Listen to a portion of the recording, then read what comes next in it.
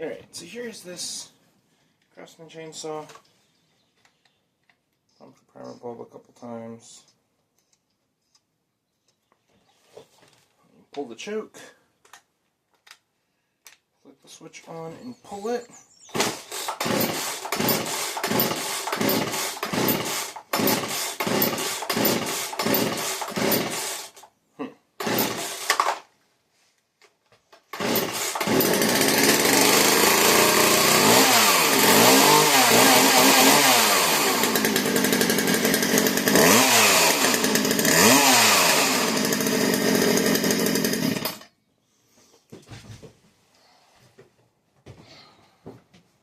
And here's the Stihl.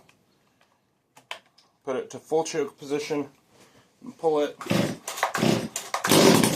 until it pops once.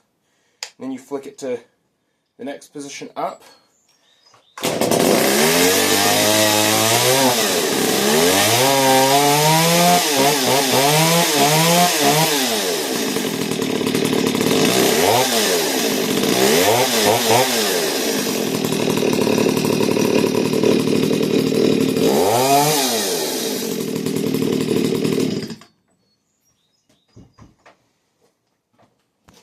So yeah, those both are running good now.